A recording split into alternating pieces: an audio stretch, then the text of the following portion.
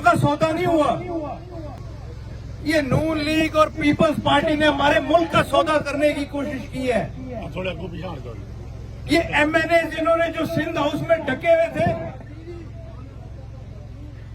ان کے ساتھ مل کے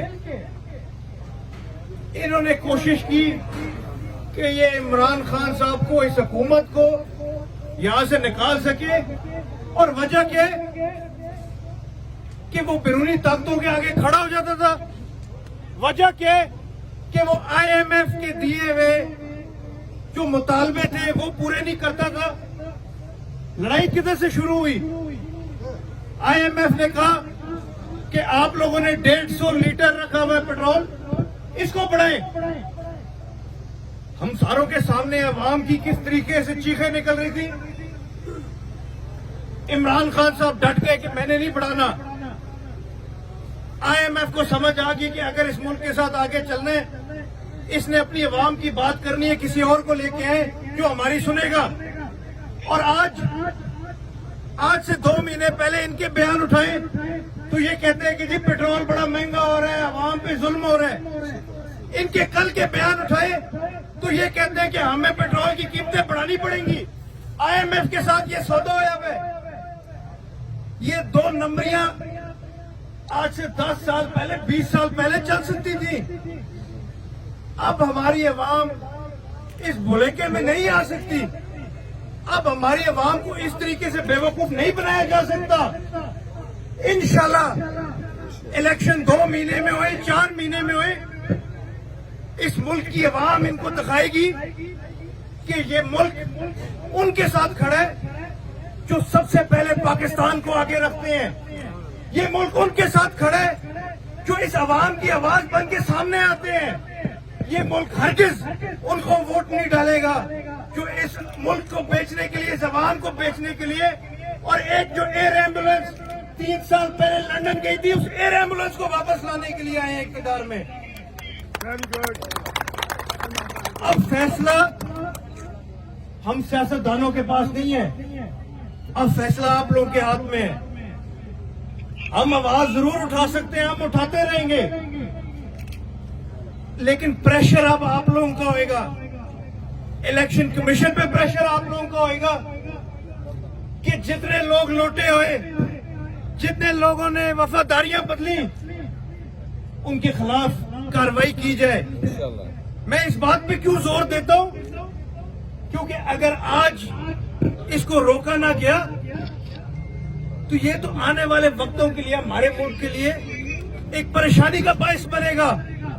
کوئی بھی دنیا کی طاقت 5-8 ارب روپے لے کے آ جائے اس ملک میں تو ہمارے ملک کے ایم این اے ادھر سے ادھر اور ادھر سے ادھر ہوتے شروع ہو جائیں گے. ایک اصول ہونا چاہیے, ایک قانون ہونا چاہیے کہ کوئی ایم این اے اپنی وفاداریاں تبدیل کرنا چاہتا ہے تو وہ دوبارہ الیکشن لڑے, وہ اپنی سیٹ سے استعفیٰ دے, دوسری جماعت سے الیکشن لڑے, پھر 100 دفعہ جدھر مرضی جاتا ہے جائے. لیکن یہ کوئی طریقہ نہیں ہے جو اس دفعہ اپنایا گیا.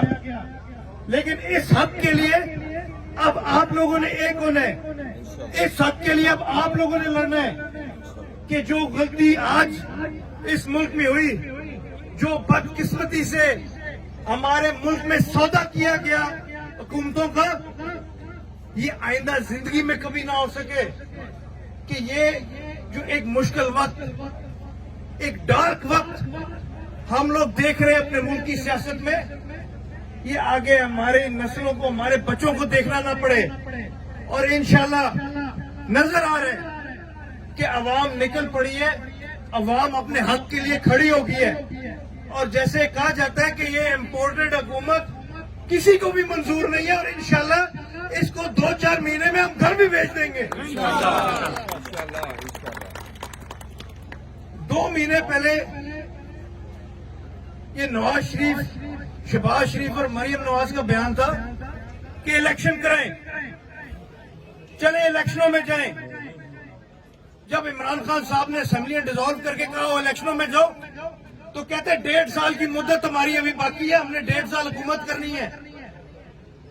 یہ چاہے 4 مہینے حکومت کریں, چاہے یہ 1.5 سال حکومت کریں, ان کو لگتا ہے کہ 1.5 سال بعد یہ عوام بھول جائے گی کہ इन्होंने किस तरह मुल्क का सौदा किया ये अवाम नहीं भूलने लगी। इंशाल्लाह 4 महीने हुए, 1.5 साल हुए, बदला लेके रहेगी अवाम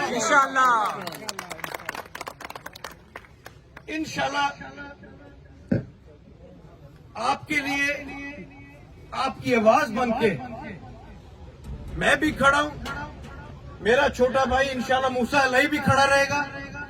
और हमारे फैसले सबसे पहले हमारे मुल्क को मद्देनजर रखते हुए होंगे, उसके बाद हमारे हलके की आवाम को मद्देनजर रखते हुए होंगे, क्योंकि हमें भी पता है कि हमारा सबसे पहला मैंडेट हमारा मुल्क है, उसके बाद हमारा मैंडेट हमारी आवाम है जो हमें वोट दे के मुंतखब करती है। हम कोई ऐसा कदम नहीं उठा सकते, ना सोच सकते उठाने का जिसमें हमारी आवाम का फैसला मौजूद ना हो। और इस दफा भी जब ये सारी कार्रवाई चल रही थी, जिले गुजरात की आवाज थी कि हमने इमरान खान के साथ डट के खड़ा होना है। और आपने देखा बाकी जो मर्जी फैसले थे, मैंने और मोनेश अलई साहब ने एक ही फैसला लिया और डट के उस फैसले पे हम खड़े हो गए। और इंशाल्लाह इसी तरह आपकी दुआओं से, आपके प्यार से पहले भी डट के खड़े थे, आज भी खड़े और इंशाल्लाह कल भी खड़े होंगे। मेहरबानी।